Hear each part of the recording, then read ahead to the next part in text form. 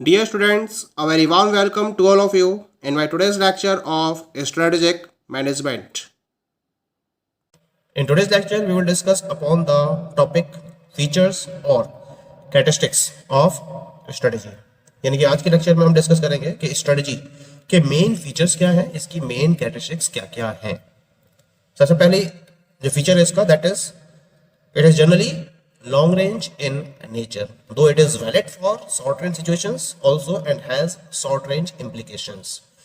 कोई भी ऑर्गेनाइजेशन जब स्ट्रेटजी को डेवलप करती है तो उसका मेन पर्पस क्या होता है कि वो लॉन्ग रेंज स्ट्रेटजी को डेवलप करती है। अगर जनरल वे में देखा जाए तो ये लॉन्ग रेंज के बेसिस पर डिसाइड की जाती है किसी भी ऑर्गेनाइजेशन में। हालांकि जब हम इसकी वैलिडिटी की बात करते हैं तो शॉर्ट रेंज सिचुएशंस में भी ये वैलिड होती हैं और शॉर्ट रेंज इंप्लीकेशंस भी इनके अवेलेबल रहते हैं। लेकिन जनरल वे में जो स्ट्रेटजी है वो लॉन्ग रेंज में प्रिपेयर की जाती है और इंप्लीमेंट की जाती है। Second feature is it is action oriented and is more specific than objectives. यानी कि अगर मैं ऑब्जेक्टिव्स और स्ट्रेटजी को कंपेयर करूं तो जो स्ट्रेटजी है वो ऑब्जेक्टिव्स के कंपैरिजन में ज्यादा स्पेसिफिक होती है। ऑब्जेक्टिव्स आपके ऑलमोस्ट कॉमन फॉर्म को रिप्रेजेंट करते हैं, जबकि जो स्ट्रेटजी है वो स्पेसिफिसिटी को रिप्रेजेंट करती है किसी भी फील्ड के रेफरेंस में, और इसके साथ साथ ये एक्शन ओरिएंटेड होती है। यानी कि एक बार आपने स्ट्रेटजी को डेवलप किया तुरंत आप उसको इंप्लीमेंट करते हो, इसी वजह से ये एक्शन ओरिएंटेड होती है। यानी कि तुरंत आपको इसके रिगार्डिंग इंप्लीमेंटेशन को फॉलो करना जरूरी होता है। थर्ड फीचर क्या है इसका स्ट्रेटजी का, it is multi pronged and integrated. Multi pronged है और इसके साथ साथ ये एक इंटीग्रेटेड फॉर्म को भी रिप्रेजेंट करती है।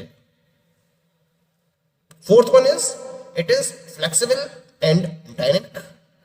फ्लेक्सिबिलिटी का मतलब है कि अगर एक्सटर्नल एनवायरनमेंट में कोई भी चेंज आता है तो उस एक्सटर्नल एनवायरनमेंट के चेंज के अकॉर्डिंग आप अपनी स्ट्रेटजी में भी चेंज कर सकते हो। और डायनेमिक है यानी कि ये केवल करंट फैक्टर्स के अकॉर्डिंग प्रिपेयर की जाती है और डायनेमिज्म रहती है। यानी कि अगर चेंज करना चाहो इसके अंदर आप ना करंट एनवायरमेंटल फैक्टर्स के अकॉर्डिंग तो आप इसके अंदर चेंज कर सकते हो। इसी वजह से ये जो इसका फीचर है ये इसको फ्लेक्सिबल और डायनेमिक बनाता है। Fifth one is it is formulated at the top management level, though middle and lower level managers are associated in their formulation and in designing sub strategies. सबसे इंपॉर्टेंट पॉइंट क्या रहता है कि जो strategies है किसी भी ऑर्गेनाइजेशन के अंदर वो टॉप मैनेजमेंट लेवल के द्वारा फॉर्मुलेट की जाती है, क्योंकि लॉन्ग रेंज इंप्लीकेशन होती है इनकी, और लॉन्ग रेंज इंप्लीकेशन होने की वजह से टॉप मैनेजमेंट लेवल के द्वारा स्ट्रेटजी को फॉर्मुलेट किया जाता है। लेकिन इसके साथ साथ ऑर्गेनाइजेशन के अंदर जो मिडिल और लोअर लेवल मैनेजर्स हैं वो भी एसोसिएटेड होती है, क्योंकि स्ट्रेटजी को फॉर्मुलेट करना है और इसके साथ साथ सब स्ट्रेटजीज को डिजाइन करना है। तो इसके साथ साथ क्या रहता है, जो मिडिल और लोअर लेवल मैनेजर्स हैं वो भी इसके अंदर इन्वॉल्व होते हैं। लेकिन बेसिकली जो फॉर्मुलेशन रहता है स्ट्रेटजी का वो टॉप मैनेजमेंट लेवल के द्वारा ही रहता है। Point is clear? Now come to the next feature. Next feature is sixth feature. It is generally meant to cope with a competitive and complex setting. Strategy को जब prepare किया जाता है तो मेनली कॉम्पिटिटिव और कॉम्प्लेक्स सिचुएशंस को ध्यान में रखते हुए ही स्ट्रेटजी डेवलप की जाती है, फॉर्मुलेट की जाती है। स्ट्रेटजी का मेन पर्पज होता है कॉम्पिटिटिव और कॉम्प्लेक्स सेटिंग में प्रॉपरली सॉल्यूशन प्रोवाइड करना। अगर कॉम्पिटिटिव और कॉम्प्लेक्स सिचुएशन ना हो तो स्ट्रेटजी की रिक्वायरमेंट नहीं है। स्ट्रेटजी की रिक्वायरमेंट ही क्यों हो रही है? क्योंकि कोई भी फर्म क्या कर रही है, कॉम्पिटिटिव और कॉम्प्लेक्स सिचुएशन को लगातार फेस कर रही है और उससे कोप अप करने के लिए स्ट्रेटजी की रिक्वायरमेंट होती है। उस पर्टिकुलर कॉम्पिटिटिव और कॉम्प्लेक्स एनवायरनमेंट में अपनी वर्किंग को इजी वे में फॉलो करने के लिए ही आपको स्ट्रेटजी की रिक्वायरमेंट होती है। Okay, and the next feature of strategy is it flows out of the goals and objectives of the enterprise and is meaning to translate them into realities. यानी कि जो स्ट्रेटजीज डेवलप की जाती हैं उसमें गोल्स और ऑब्जेक्टिव्स को भी ध्यान में रखा जाता है. इन गोल्स और ऑब्जेक्टिव्स को रियलाइज इजी वे में किया जा सके, इसको ध्यान में रखते हुए स्ट्रेटजी को प्रिपेयर किया जाता है किसी भी एंटरप्राइज के रिलेशन में. और स्ट्रेटजी का मेन पर्पज होता है किसी भी एंटरप्राइज के गोल्स और ऑब्जेक्टिव्स को रियलिटीज में कन्वर्ट करना. इस तरीके से स्ट्रेटजी को तैयार किया जाता है.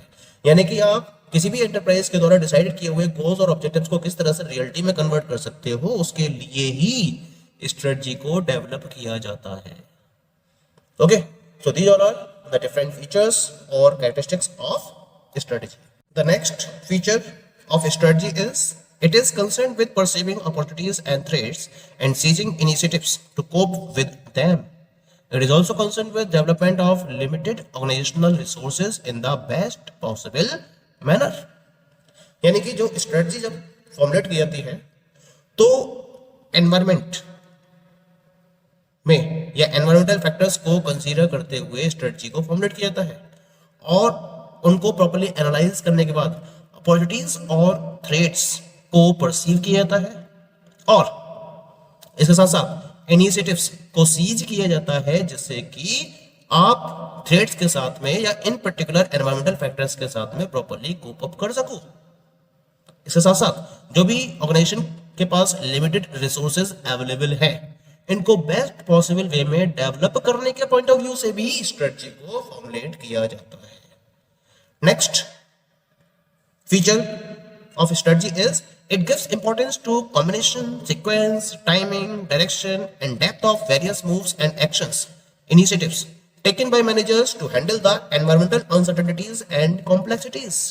यानी कि एंटरप्राइज के अंदर मैनेजर्स के द्वारा एनवायरमेंटल अनसर्टेनिटीज और कॉम्प्लेक्सिटीज को हैंडल करने के लिए जो भी कॉम्बिनेशंस, सीक्वेंस, टाइमिंग, डायरेक्शन और डेप्थ फॉलो किए जाते हैं उसके रिगार्डिंग भी proper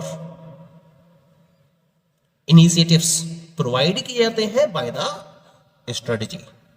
the last one is the it provides unified criteria for managers in function of decision making. यानी कुल मिला के डिसीजन मेकिंग के फंक्शन को प्रॉपरली फुलफिल करने के लिए एक यूनिफाइड क्राइटेरिया स्ट्रेटजी के पॉइंट ऑफ व्यू से प्रोवाइड किया जाता है to the managers of any of the enterprise. So these all are the different features of strategy. Now we come to the next topic that is nature of strategy. यहां हम कुछ particular aspects को study करेंगे जो strategy के nature को properly define कर रहे हैं. The very first aspect in this reference is strategy is a major course of action through which an organization relates itself to its environment, particularly the external factors, to facilitate all actions involved in meeting the objectives of the organization. यानी कि जब हम strategy की बात करते हैं तो इस केस में जो स्ट्रेटजी है वो किसी भी ऑर्गेनाइजेशन को इसके एनवायरनमेंट के साथ में रिलेट करने में एक इंपॉर्टेंट रोल प्ले करती है. और खास तौर में जब हम बात करते हैं एक्सटर्नल फैक्टर्स की तो इन एक्सटर्नल फैक्टर्स के साथ में रिलेट करने में स्ट्रेटजी इंपॉर्टेंट रोल प्ले करती है और इन्हें ध्यान में रखते हुए वो सारे एक्शंस सजेस्ट किए जाते हैं स्ट्रेटजी के द्वारा जिसके बेसिस पर ऑर्गेनाइजेशन अपने ऑब्जेक्टिव्स को प्रॉपर्ली मीट आउट कर सके. ये इसका पहला नेचर होता है. Second nature is strategy is the blend of internal and external factors to meet the opportunities and threats provided by the external factors. Internal factors are matched with them.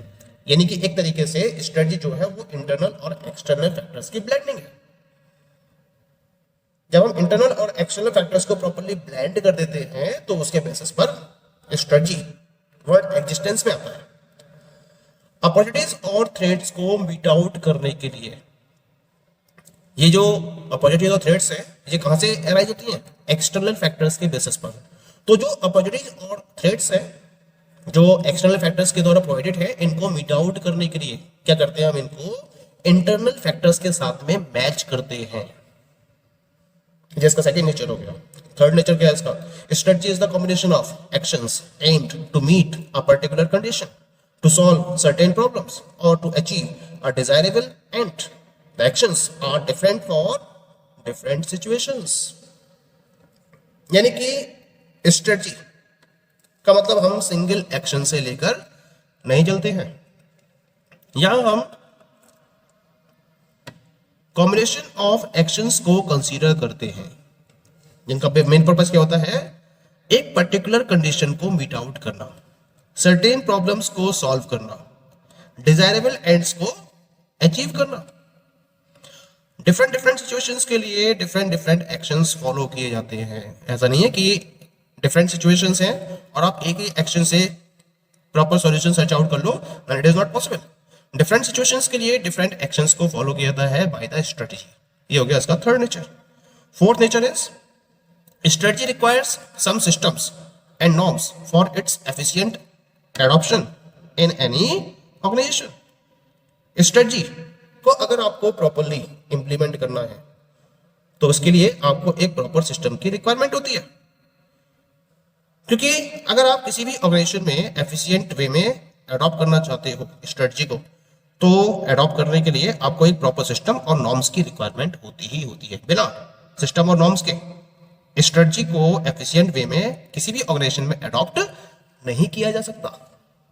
The next nature is due to it's dependence on environmental variables, strategy में involve a contradictory action. N organisation में take contradictory actions either simultaneously और with a gap of time. क्योंकि सबसे खास बात क्या है कि जो स्ट्रेटजी है वो एनवायरमेंटल वेरिएबल्स पर कंप्लीटली डिपेंडेंट होती है, तो इसी वजह से कभी कभी स्ट्रेटजी के द्वारा कॉन्ट्राडिक्टरी एक्शंस भी लिए जा सकते हैं। या तो जो ऑर्गेनाइजेशन है वो इसको साइमल्टेनियस वे में इन कॉन्ट्राडिक्टरी एक्शंस को फॉलो करती है, या फिर एक गैप ऑफ टाइम के बाद भी इन कॉन्ट्राडिक्टरी एक्शंस को किसी भी ऑर्गेनाइजेशन द्वारा फॉलो किया जा सकता है। एग्जाम्पल के तौर पर, a firm is engaged in closing down of some of its business and at the same time expanding some।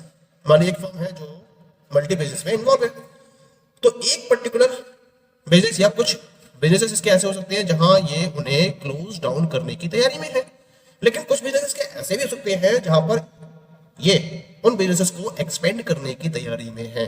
तो दोनों जगह स्ट्रेटजी फॉलो की जा रही है, ठीक है।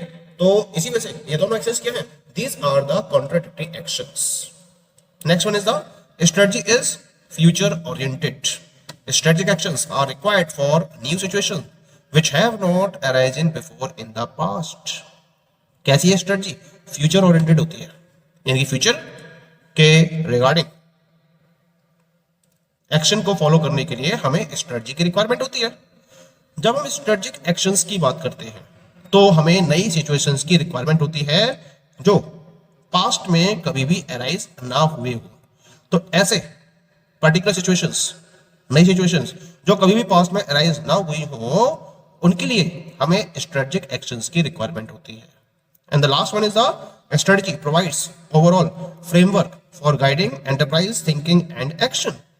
यानी कि किसी भी एंटरप्राइज के रिलेशन में उसकी थिंकिंग और एक्शन को गाइड करने के पॉइंट ऑफ व्यू से एक ओवरऑल फ्रेमवर्क प्रोवाइड किया जाता है बाय द स्ट्रेटजी।